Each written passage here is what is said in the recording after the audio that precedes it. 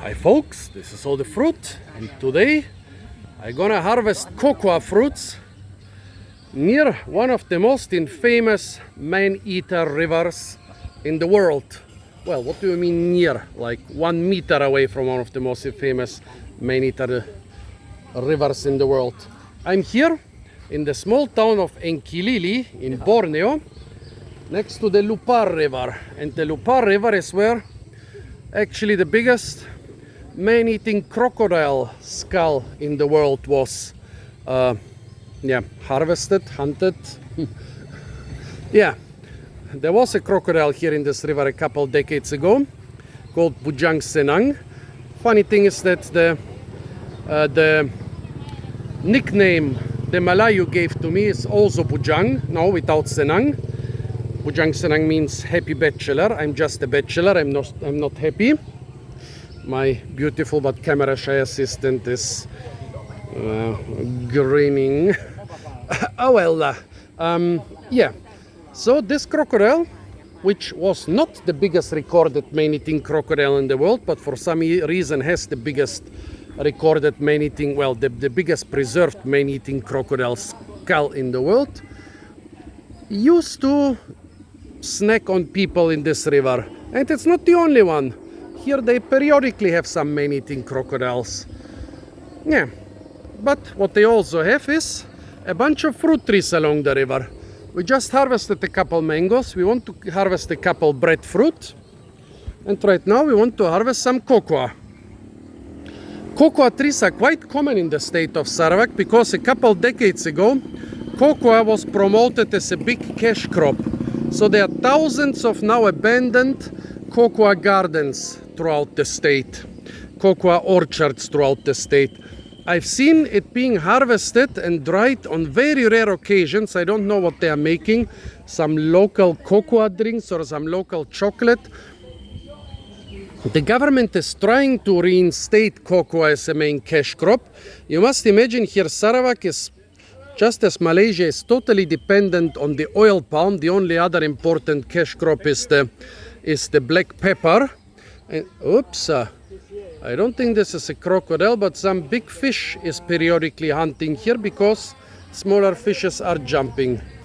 Well, where there are big fish, they are also being hunted, not just by people, but also by the same big lizards who are hunting people.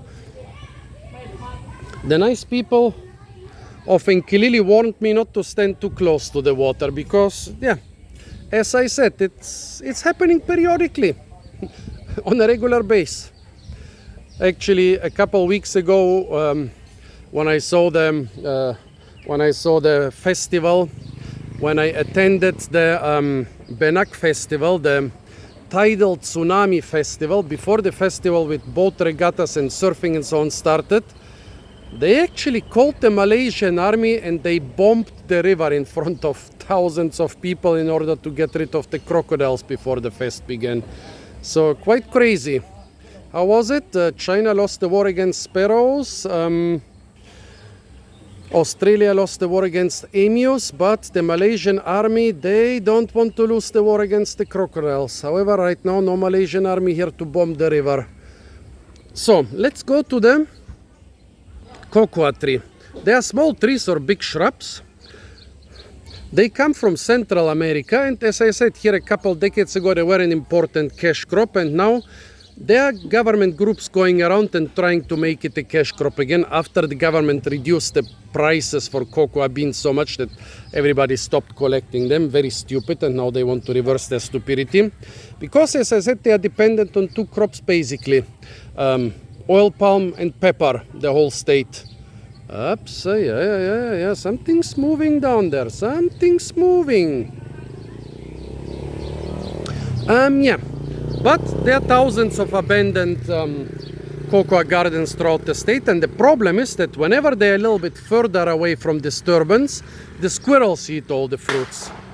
Here on this little shrub, as you can see, there are lots of rotten fruits and no traces of squirrel predation. I wonder what traces crocodile predation leaves. Well, as you can see, lots of rotten fruits, but not a single with the signature round squirrel. Oh, actually, there is one with the signature round squirrel hole. Oh yeah, over there, but just one. I'll zoom in on it. See? This one here has the signature round squirrel hole. But normally all of the fruits would have the signature round squirrel holes. Here, I guess, there is so much disturbance throughout most of the day by the people that the squirrels don't like so much to come down to such a low tree. And you can see, despite it probably not receiving any care for decades, it's actually producing profusely. There are dozens and dozens of fruits on this tree. Most of them are rotting away. I mean, people are collecting the mangoes. I saw people collecting the mangoes from the ground. I'm sure people are harvesting the breadfruit, but nobody cares about the cocoa.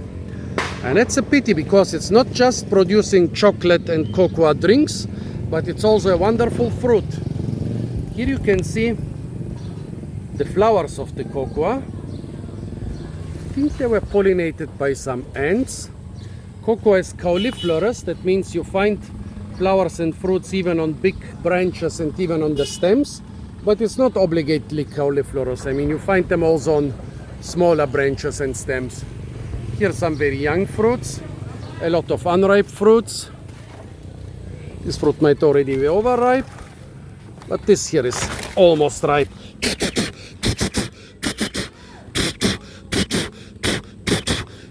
Those little ants are not as vicious as the big red leaf weaver ants, but they are still vicious enough. Also, let's not tempt the man-eating lizards too much. Let's go away from the river, and let's give the camera to our beautiful but camera-shy assistant, because I've opened too many fruits with one hand. And now I want to open this with two hands.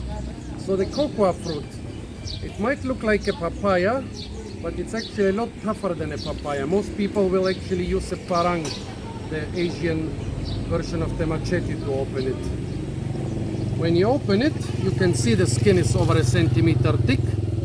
And those are the so-called cocoa beans, which are not beans, which on the inside are quite bright purple.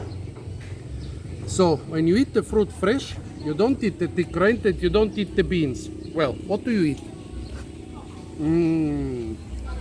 You suck Manis off. Manis? Oh. Nasak sudah. You suck off the white goo around the beans or seeds.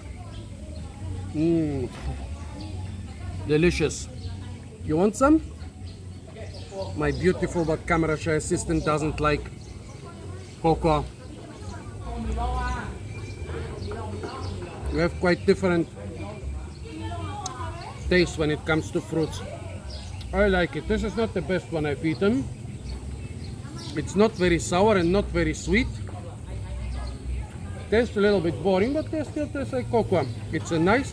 You might think the fruit tastes anything like cocoa. Actually, this white milky goo is sweet and sour and refreshing and really nice. And yeah, you could. No, it reminds me more of milk than of cocoa.